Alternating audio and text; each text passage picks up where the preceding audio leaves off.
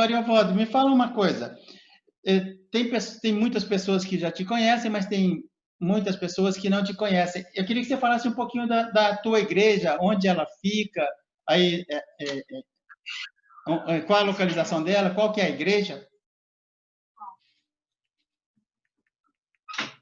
Bom, eu sou da Comunidade Cristã Reformada, é uma igreja independente, que se reúne, quando se reunia, né, virtualmente, na Fagundes Filho, 134, em São Paulo, perto do metrô São Judas.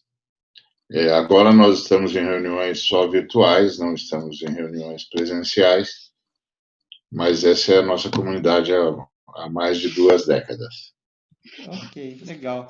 Eu estava olhando uns vídeos seus aí, eu andei vasculhando aí as tuas posições, as coisas que você fala, e teve um lá que eu achei interessante. Você comparou o surgimento da teologia da prosperidade com o ovo da serpente. Explica para mim isso aí, por que você falou isso? Então, na verdade, o ovo da serpente é o resultado da soma da teologia da prosperidade com a pregação da batalha espiritual. Esse encontro dessas 2 pregações geraram no povo evangélico brasileiro uma noção de que não seriam vitoriosos no país se não assumissem o poder, principalmente porque o povo evangélico brasileiro foi instado, provocado a ter medo de perseguição. Então, os evangélicos brasileiros foram convencidos de que seriam perseguidos, a exemplo do que aconteceu no Pacto de Varsóvia e também com o mundo islâmico. Então, o povo brasileiro, o evangélico brasileiro passou a ter medo de que chegasse ao Brasil um dos temidos agentes de perseguição.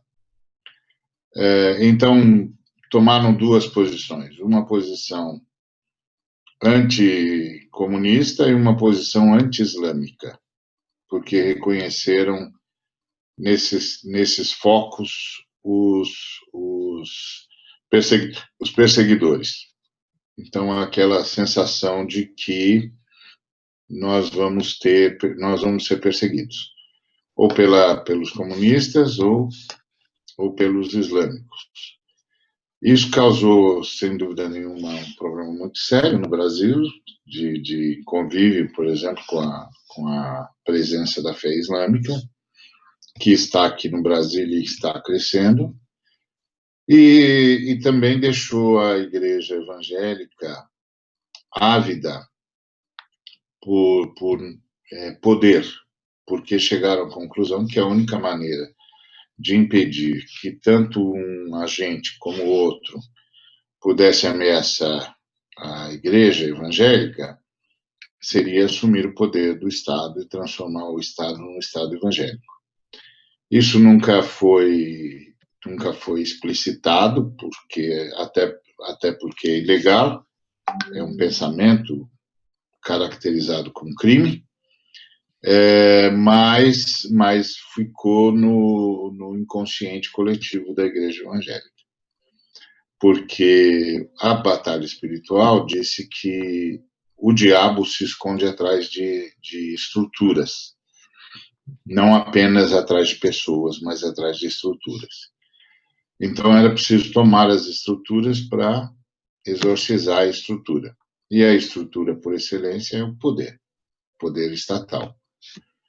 E isso é o ovo da serpente. Isso foi gestado, foi inoculado na igreja pela combinação da pregação da prosperidade com a pregação da batalha espiritual.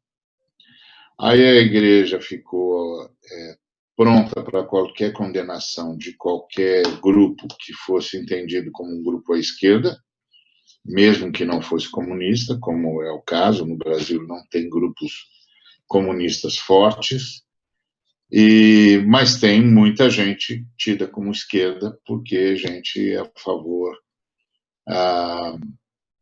de direitos humanos, do modelo escandinavo, de sociedade, o socialismo democrático, etc., etc., que estão longe do comunismo, mas que são da esquerda, pensando a direita como capitalismo selvagem ou neoliberal. A Igreja entendeu que o melhor aliado da Igreja contra o avanço tanto islâmico quanto comunista era o capitalismo neoliberal. E isso tudo gestou o ovo da serpente, que ficou esperando uma voz que tornasse audível esses pensamentos todos, essas intenções todas. E aí, esse governo que está no poder hoje fez isso. Ele tornou audível o medo evangélico e propôs aos evangélicos que os protegeria e que caminharia, então, para uma nação cristã, e por cristã significa evangélica, não necessariamente romana, mas evangélica, e que protegeria dos comunistas, etc., etc. Então, esse é o ovo da serpente. O ovo da serpente é o resultado de três coisas. O medo que a igreja estadunidense semeou entre nós, dos comunistas e dos islâmicos, através das missões de proteção aos mártires, tinha de proteger os mártires mesmo, mas essas missões transmitiram isso de forma mais ideológica do que bíblica. Depois, a pregação da batalha espiritual, que diz que a gente tinha de descobrir as estruturas onde Satanás se esconde, e a prosperidade, que trouxe dois elementos. Pessoalmente, o direito à riqueza e comunitariamente o direito ao poder. Então, isso tudo gestou esse ovo que acabou sendo chocado, né? Ok. Me fala uma coisa, Ariovaldo. O que você falaria para os pastores deterministas? Que o Deus deles é um Deus menor e mau. O Deus deles é menor e é mau. É menor porque o Deus deles não é onisciente, é só soberano. E é mau porque não é indisfarçável. Se tudo que acontece foi determinado por Deus, então Deus é mau, porque a maioria do que acontece é má. Não tem jeito, não tem saída. E esse é um Deus ídolo. Esse não é o Deus e Pai de nosso Senhor Jesus Cristo. Isso não é a Trindade. Porque a Trindade é onisciente. E onisciência é o atributo da Trindade que permite à Trindade saber tudo sobre todos, o tempo todo e a qualquer hora, o que aconteceu, o que acontece, o que acontecerá e o que poderia ter acontecido, sem precisar determinar nada. Tá certo? Essa é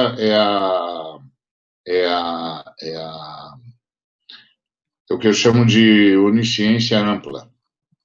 Mas eu também acho que a onisciência pode ter um elemento que eu chamaria de onisciência estrita, que é tudo que Deus sabe que vai acontecer depois que ele interferir. Então, aí é soberania. Soberania é o atributo da triunidade que lhe permite entrar na história segundo os seus desígnios, que são redentivos, a qualquer hora. Então, a Trindade sabe exatamente o que vai acontecer quando a Trindade interferir na história, e ela decide interferir na história segundo os seus propósitos redentores. É o que a gente viu, por exemplo, em Babel. A Trindade desce, vê a situação dos homens, entende que os homens serão autônomos se mantiverem aquele tipo de unidade e vão produzir uma nova rebelião. E aí a Trindade decide interferir soberanamente e decide, então, que vai confundir-lhes as línguas. E, com isso, a Trindade está dizendo que, com a confusão de línguas, eles vão se espalhar e vão possuir a Terra. Então, a Trindade sabe o que poderia ter acontecido e sabe o que acontecerá depois da intervenção soberana. Então, a Trindade é toda poderosa, a Trindade é onipresente, está em todo lugar, a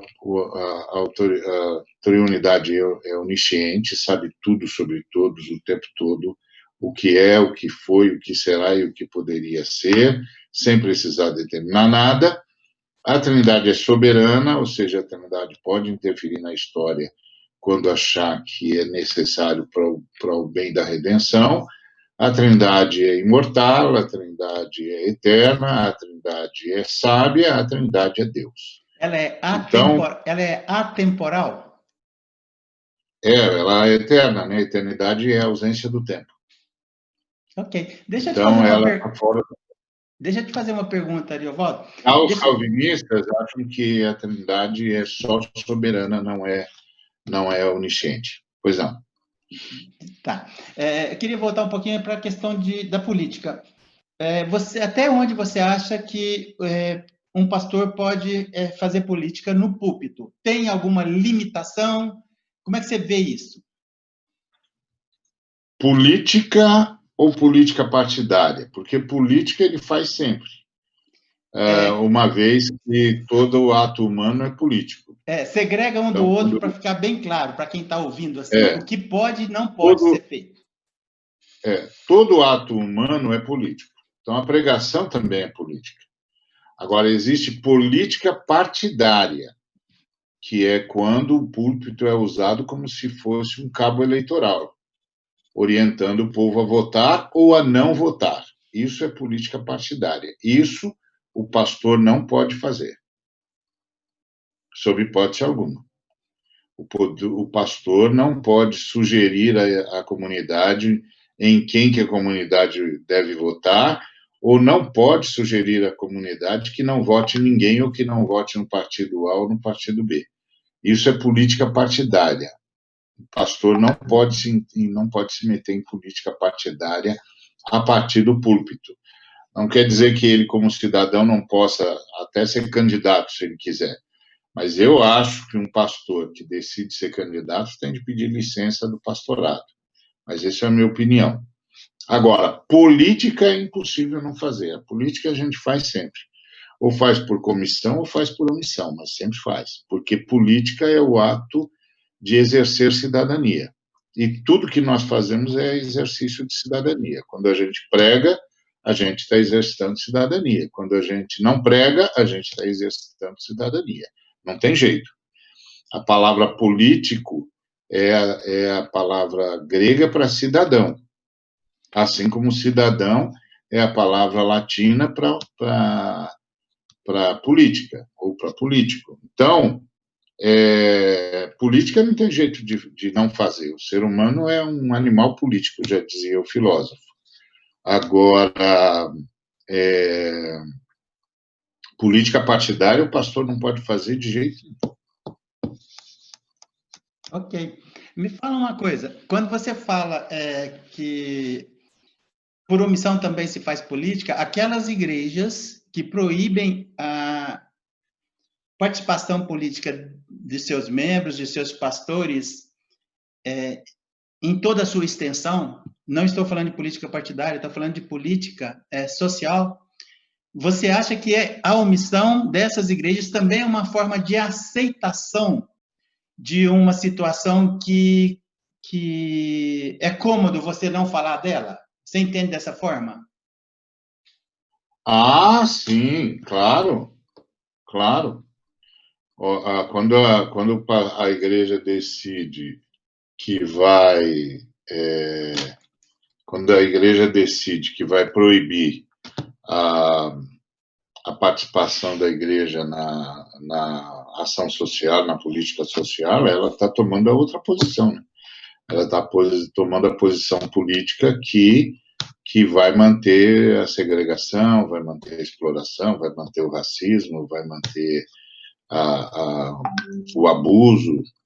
Não tem jeito. Não tem jeito. Não tem isenção, não tem neutralidade. Não existe. Em questões de política, não tem neutralidade. Ou você faz por comissão, ou você faz por omissão. Você não consegue ser neutro. Você não pode dizer, não, eu não me preocupo com política. Você se preocupa com política, porque você só faz política. Você pode dizer que não se preocupa com política partidária. Aí sim. Não vou indicar nenhum partido, não vou me envolver com nenhum partido, não gosto disso, o púlpito não é para isso. Tá certo, o púlpito não é para isso mesmo. Agora, a política, quando você fala amar o próximo como a si mesmo, isso é um ato eminentemente político. Eminentemente político, porque um sem número de políticas partidárias são segregacionistas. Ou seja, são contra o amor ao próximo como a si mesmo. Não tem jeito. Quando você diz, você tem de amar o próximo como a si mesmo, aí você encontra um partido de extrema-direita que é antissemita, que é racista, que acha que os trabalhadores não têm direito à dignidade. Pronto, você tomou uma posição. Você não tem como fugir disso. Você acabou de apoiar todo mundo que é a favor da segregação. Sim. Você acha ou a denunciar todo mundo que é a favor da segregação. Então, quando eu digo na minha igreja, ou você na sua, irmãos, nós temos de amar o próximo como a nós mesmos. A gente tem de olhar para o outro e tem de ver nele um próximo e temos de nos ver como próximos dele. Nós temos de nos importar com o que acontece com ele e, no que depender de nós, nós temos de socorrê-lo de todas as formas possíveis e imagináveis. Isso é eminentemente político. Se o irmão levar isso a sério, ele nunca, por exemplo, vai colaborar com racistas, nunca vai colaborar com segregacionistas, nunca vai colaborar com gente assassina, ou seja, que for contra o direito do ser humano ou contra o direito dos trabalhadores, nunca. Por quê? Porque não é amor ao próximo. Tá certo? Quando o pastor diz todo mundo é igual perante Deus, ele acabou de dizer que as mulheres são iguais, que tem de tratar as mulheres com igualdade, que não pode tratar as mulheres com subalternidade ou com desprezo, que as mulheres são tão iguais diante de Deus como os homens, têm o mesmo peso, a mesma importância, a mesma dignidade, os mesmos direitos, tudo igual. Então, isso é política, não tem como não ser, não tem jeito. Dentro do contexto histórico, quando Jesus passou pela Terra, o Império Romano dominava a região ali da Terra Prometida. Você entende que Cristo era um preso, chegou a ser um preso político? O tempo todo Jesus foi perseguido pela política. É preciso lembrar, e pela política partidária, é preciso lembrar que em Israel, teologia e partido político se confundiam. A sociedade de Israel estava dividida em partidos políticos. Você tinha os herodianos, que apoiavam os idumeus, o direito dos idumeus ao trono de Davi. Você tinha os zelotes, que eram guerrilheiros, que achavam que tinham de derrubar o Império Romano pela força.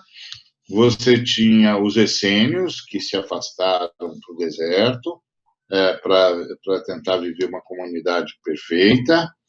Você tinha os fariseus. Deixa eu te interromper. Você já ouviu falar que João Batista era essênio? Provavelmente era mesmo, porque ele teve de fugir quando era pequeno e certamente ficou órfão, porque ele era o verdadeiro sacerdote, o sumo sacerdote, porque ele era filho ele era da de linha Isabel. sacerdotal, Ele era da linha sacerdotal e a mãe dele era das filhas de Arão, então ele tinha o direito ao sumo sacerdócio. O sumo sacerdócio estava na mão de Anás. Ele provavelmente foi perseguido, os pais foram perseguidos, e aí os pais são velhos, certamente tiveram de fugir para o deserto, para o abrigo dos essênios, para não serem mortos pelos saduceus, porque os saduceus eram o partido dos sacerdotes que tinha feito um acordo com Roma.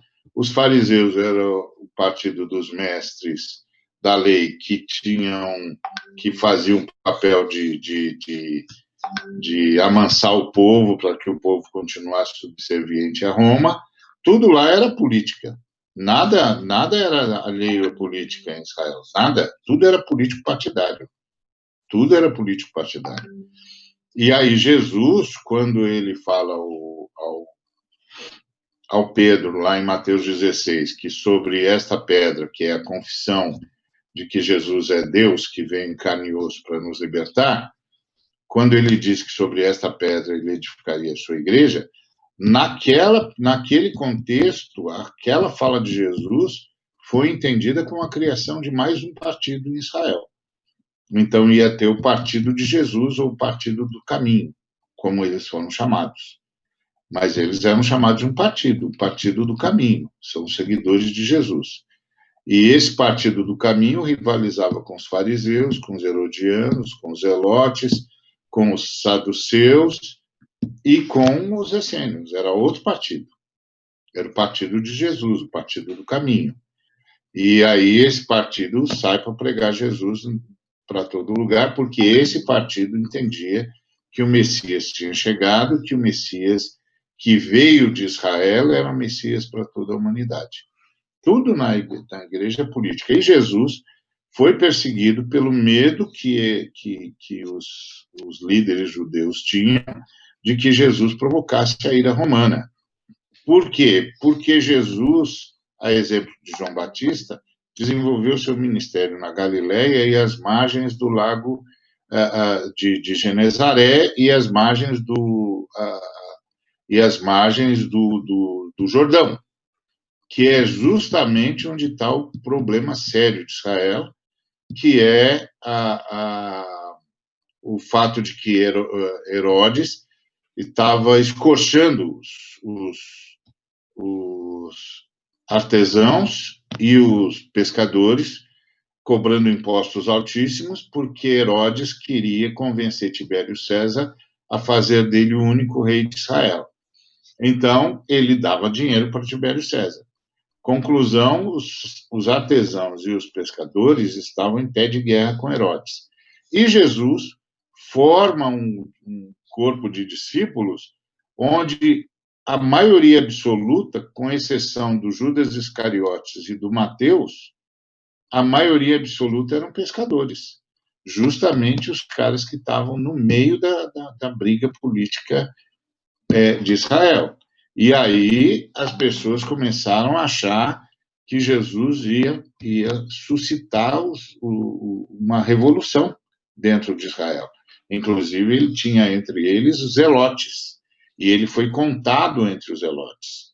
O nosso texto diz que traduziu a profecia dizendo que ele seria contado entre os bandidos, mas, na verdade, a palavra lá, ele seria contado entre os guerrilheiros, entre os que atentavam contra o poder, que é aquele momento em que o pessoal está armado, como os zelotes, que andavam armados.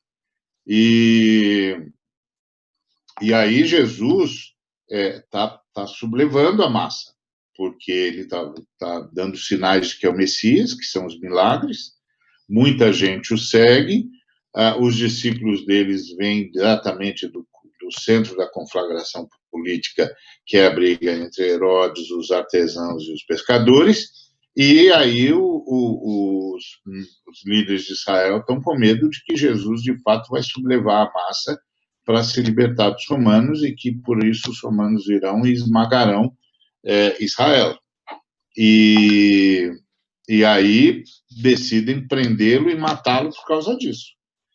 Porque é melhor matar Jesus agora do que, por causa de Jesus, os romanos virem nos matar.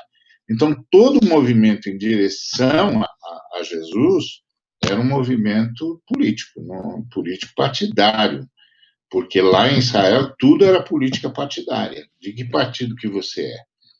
Você está com os fariseus, você está com os herodianos, você está com os zelotes, você está com os saduceus, você está com os essênios, de que lado que você está? E aí vem Jesus que diz que vai fazer o seu próprio partido, que foi conhecido, inclusive, como o Partido do Caminho, que era o partido de Jesus, que depois de Estevão começa a se tornar, a se separar do judaísmo. Até Estevão não tinha nenhum movimento de separação. Aí Estevão começa o movimento de separação do judaísmo, que o apóstolo Paulo, curiosamente, é quem leva até o fim. O caminho de Paulo de Tarso é o caminho inaugurado por Estevão, que é o caminho de rompimento com o judaísmo. Então, sim, Jesus foi um prisioneiro político, Jesus foi torturado e morto como prisioneiro político. Não tem a menor dúvida. Ok.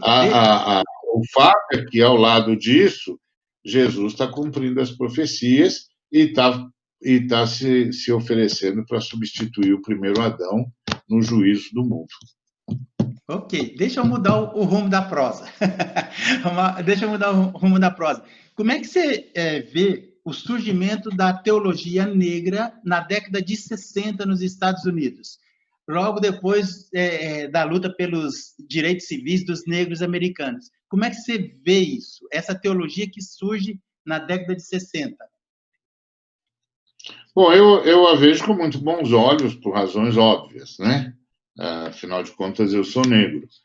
Agora, eu vejo a teologia negra como, inclusive, uma justiça histórica, porque a fé judaico-cristã é uma fé negra, é uma fé afroasiática. Aliás, é uma fé, de fato, africana, porque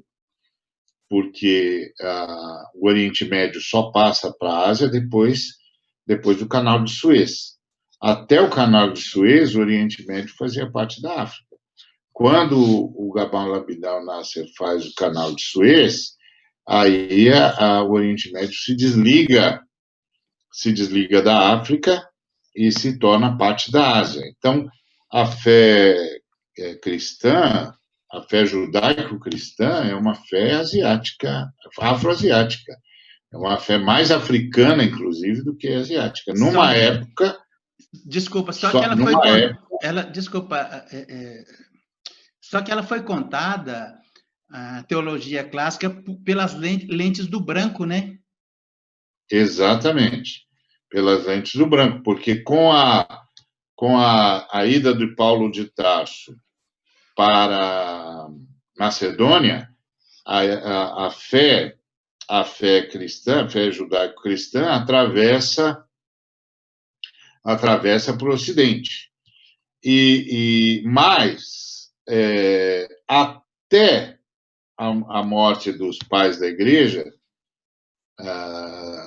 até o século VII, mais ou menos, século VIII, a fé cristã era ainda eminentemente oriental e eminentemente negra, tanto é que os grandes teólogos são negros. Agostinho é negro, Orígenes é negro, Tertuliano é negro, Atanásio é negro, os grandes teólogos são negros. Agora, com a ascensão da Igreja de Roma e as cruzadas promovidas pela Igreja de Roma, a Igreja Oriental é dizimada. Ela é dizimada, de um lado, pelos mouros, pelos muçulmanos, e, de outro lado, pelas cruzadas romanas, que vão com esse objetivo de expandir o poder do bispo de Roma.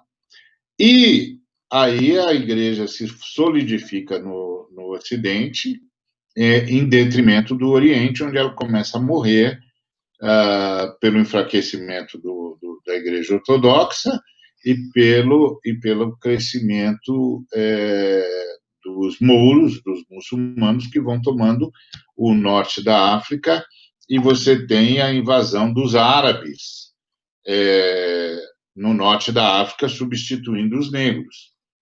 Então, isso tudo vai mudando o quadro.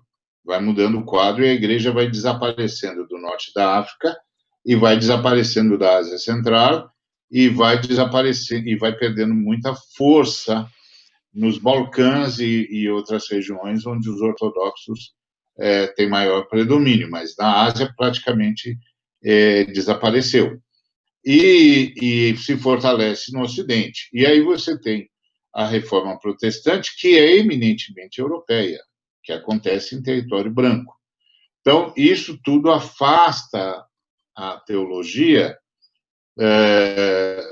do seu nascedouro, que é a África, que é o entroncamento afroasiático. Então, nesse sentido, a teologia negra faz justiça à história na medida que recupera a negritude da fé judaico-cristã, porque todo mundo que está na Bíblia é não branco, todo mundo é negro, Moisés, os apóstolos, todo mundo é não branco.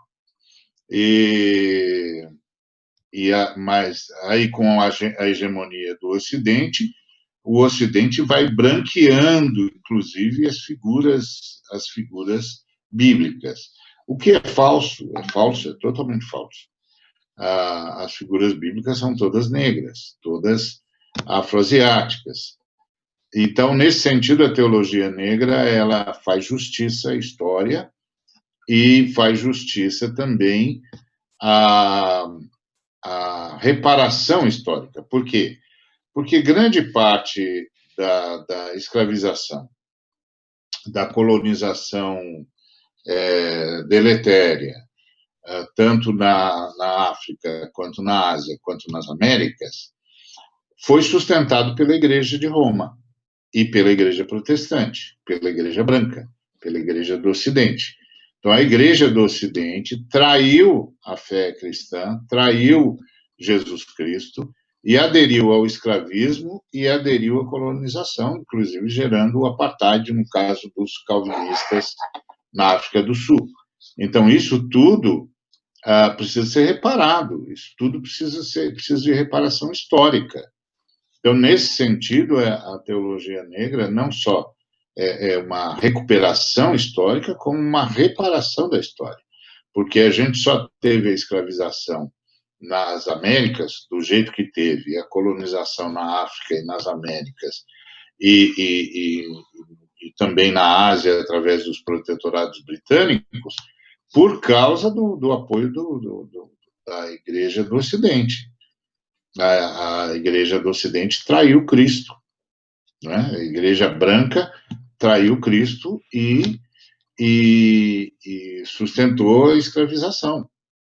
Então, a teologia negra é uma reparação histórica necessária, ela é uma libertação histórica da fé cristã, pela reparação da história e pela denúncia do desvio da Igreja eurocêntrica.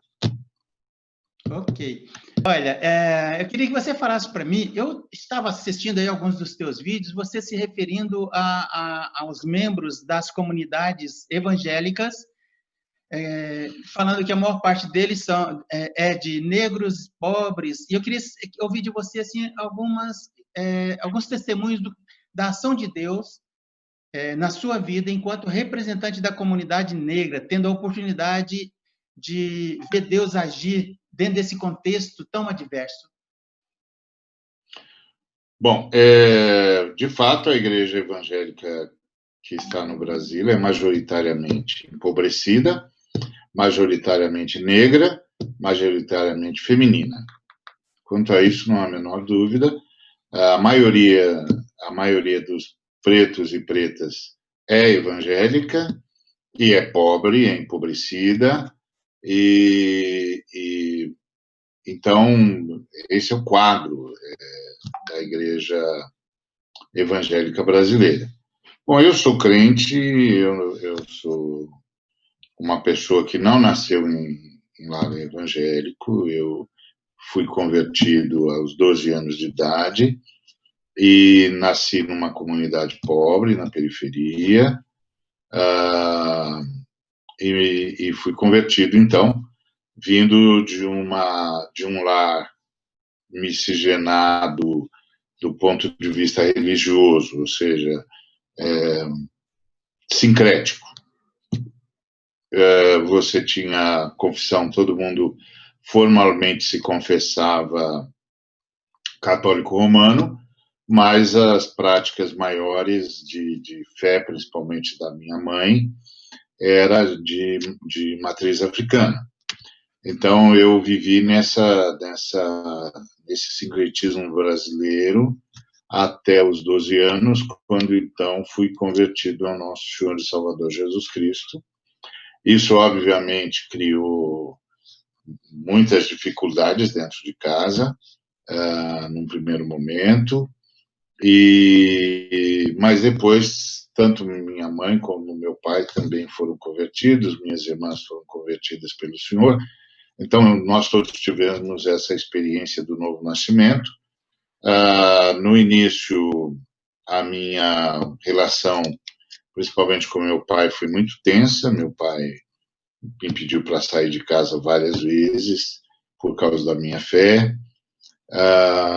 Minha mãe impediu, mas eram momentos de muito tormento, de muita angústia, Ariovaldo, que duraram de 8 anos. Desculpa te interromper. Em que comunidade que você nasceu? Foi em São Paulo ou no Rio? Foi em São Paulo, eu sou paulistano, e eu fui convertido em Guarulhos. Meu pai, quando eu tinha 6 anos de idade, meu pai mudou para Guarulhos, e lá eu fui convertido ao Senhor Jesus através da instrumentalidade da Igreja Metodista Livre, que é uma igreja que veio para o Brasil, primeiro do Japão, depois recebeu o apoio da igreja estadunidense. É uma igreja diferente da igreja metodista. Na verdade, é uma divisão da igreja metodista que aconteceu nos Estados Unidos em 1860 e que aconteceu porque os metodistas livres eram contra a escravização, eram contra a maçonaria e eram contra o aluguel de bancos, que era uma prática que havia no século XIX. Portanto, uma igreja muito mais próxima da negritude do que a igreja metodista da onde saiu. Então, quando eles chegam ao Brasil, eles já têm essa marca de luta contra a escravização, já tem essa marca de luta contra a maçonaria, já tem essa marca de luta contra o capitalismo selvagem, eles já têm essa marca profunda. Hoje eles já não são mais tanto quanto eram, mas quando eles chegaram, eles tinham essa marca. E foi no meio disso que, quando os missionários estão chegando no Brasil, é que eu fui convertido ao Senhor Jesus, a fé cristã. Então, eu já recebo essa influência poderosa de uma fé libertária desde o início. Então, tive muitos embates, mas aí estou lá numa igreja periférica, uma igreja de muitos negros, e uma igreja que começa a enfrentar a realidade racial na medida em que vai crescendo economicamente e vai se tornando cada vez mais uma igreja de classe média. Então, aí a gente vai percebendo a chegada de gente que tem dificuldade de aceitar que um jovem negro está na liderança, por exemplo. Eu me lembro que eu fui eleito superintendente da escola dominical, eu tinha 16 anos, era muito novo, mas eu era muito versado nas escrituras, eu só tinha 4 anos de convertido, mas eu era um devorador da Bíblia, então eu estudava demais a Bíblia, eu lia a Bíblia diuturnamente, e os irmãos entenderam que eu devia ser superintendente da escola dominical, porque, além de ler muito a Bíblia, eu fiz todos os cursinhos possíveis sobre escola dominical, evangelização de crianças, etc., e entendia e li tudo que podia ler sobre escola dominical, desde o seu nascedouro, sua função, etc., etc., de modo que eu, de repente, aos 16 anos, era o camarada que mais entendia a dinâmica da escola dominical na comunidade e era conhecido e já reconhecido como alguém que amava a Bíblia e que lia a Bíblia o tempo todo e que estava o tempo todo consumindo Bíblia na sua devocional e era capaz de citar textos e textos e textos de cor, coisas assim. Então, me tornei superintendente da escola dominical. E ali foi a primeira vez, de fato, que eu encontrei a questão racial, porque aí eu e o meu pastor, na época, sentimos a dificuldade de alguns irmãos entenderem um jovem negro na liderança da escola dominical, que era um cargo muito importante na minha igreja. E é claro, eles tinham razão quando eles falavam da minha juventude, eu era jovem mesmo, mas o pastor percebeu que não era só a questão da juventude, era a questão da cor da pele. Então, aí foi o meu primeiro embate, a primeira vez que eu me dei conta, de fato, que o racismo pervade todos os ambientes brasileiros, todos os ambientes sociais, culturais, todos os ambientes. Até aquele Não momento é uma você coisa não tinha Oi? Ariovaldo, até aquele momento você não tinha sentido racismo na sua vida? Não com essa força, porque eu estava numa comunidade empobrecida e uma comunidade com muitos negros. E você viu em algum momento Deus trabalhar na sua vida de uma forma clara, protegendo você enquanto negro discriminado? Você sentiu Deus agindo? Várias vezes, várias vezes. Essa da igreja foi essencial. Quando Deus começa a trabalhar junto à igreja, e a igreja vai reconhecendo o meu direito, de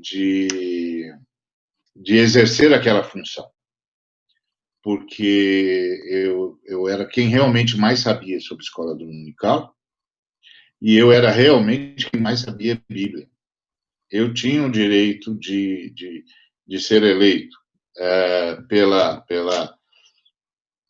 igreja como tal. E eu fui eleito porque a maioria da igreja era de gente que vinha da mesma comunidade que eu. Mas aí os outros líderes começaram, aqueles que não vieram daquela comunidade, começaram a ter problema comigo.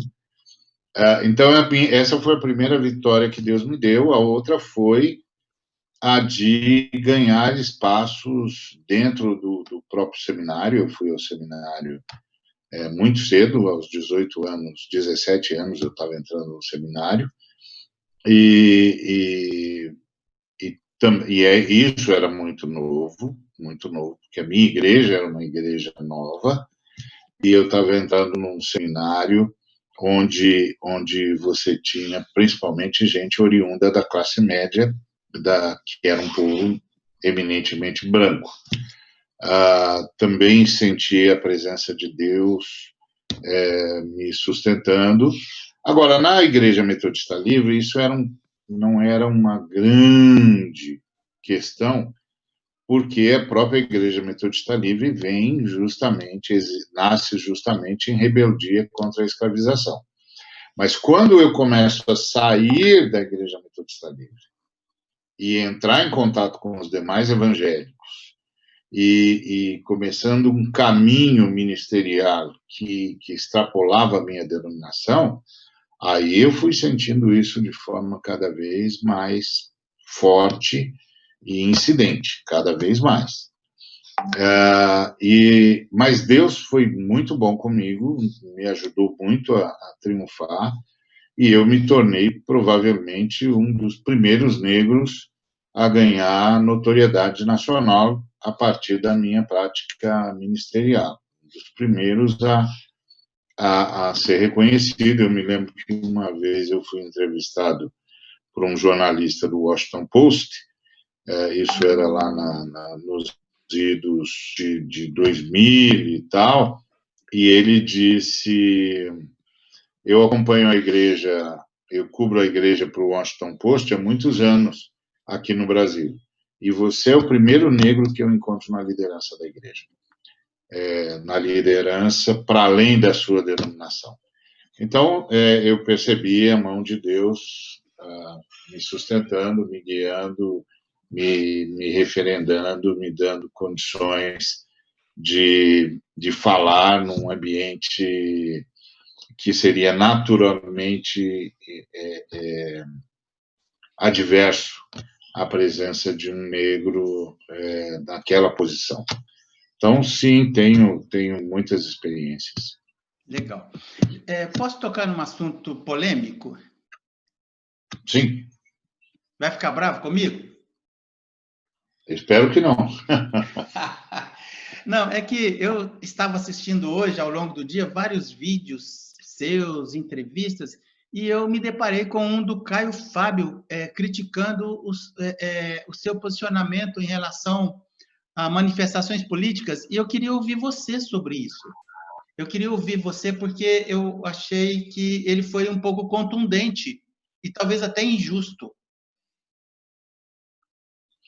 Bom, o Caio, como qualquer outro ser humano, tem direito às suas opiniões, é óbvio. E eu entendo que o Caio, que tem uma história extraordinária, rica, em todos os sentidos, né? Que certamente escreveu o nome dele na história da igreja, ele passou por N experiências e N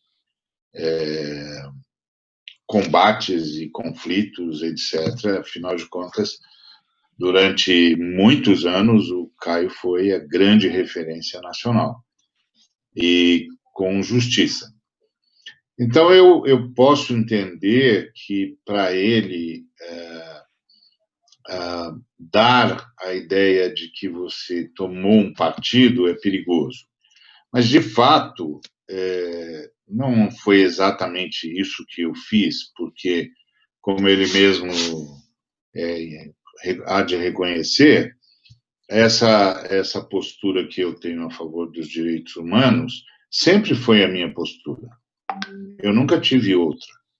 E tudo que eu fiz foi tentar ser o tempo todo coerente com essa postura. Então, eu tenho pelo Caio mais profundo respeito, inclusive gratidão, mas é óbvio que isso não significa que nós concordemos o tempo todo com tudo, não é? Que nós pensemos o tempo todo do mesmo jeito.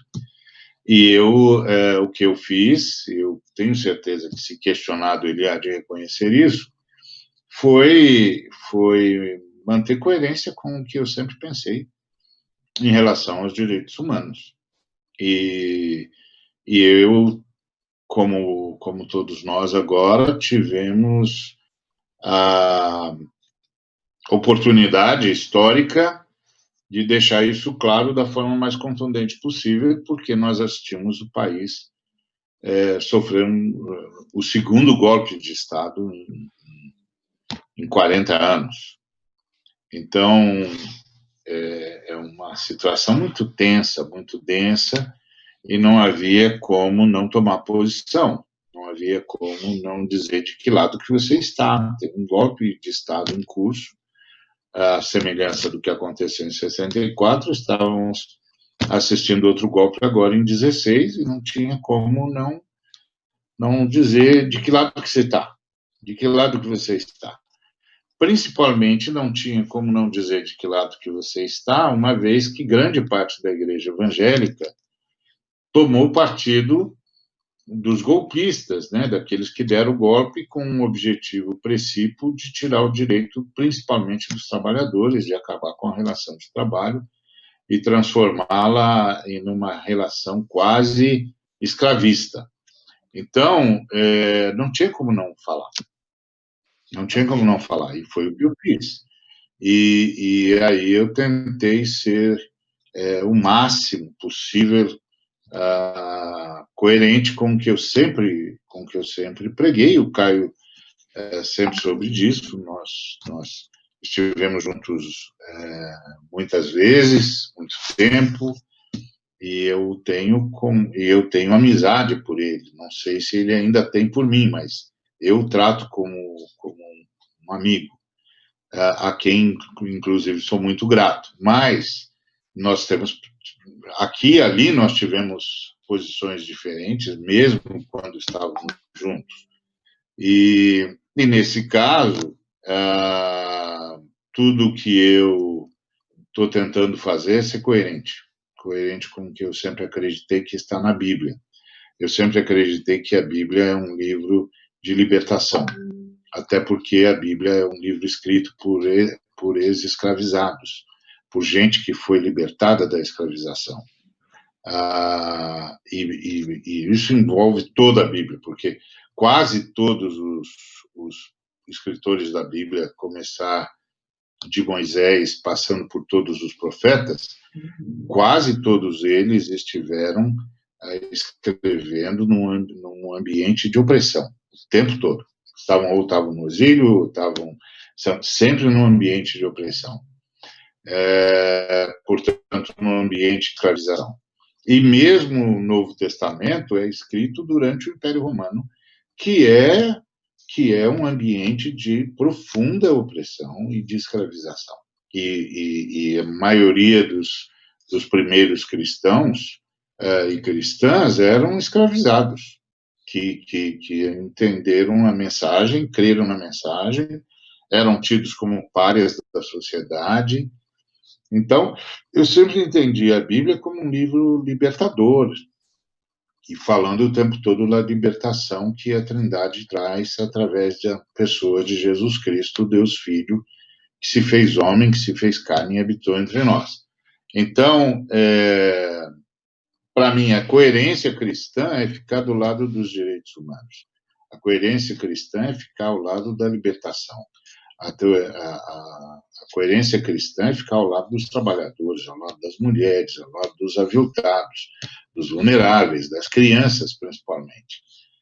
Não tem outra opção. A igreja não pode ficar do lado dos opressores, não pode ficar do lado dos senhores do poder ou dos detentores do poder econômico. Não pode. Nem poder político, nem poder econômico, nem poder bélico. Ela tem de ficar do lado do povo, do lado daqueles que clamam pela libertação que vem de Jesus Cristo.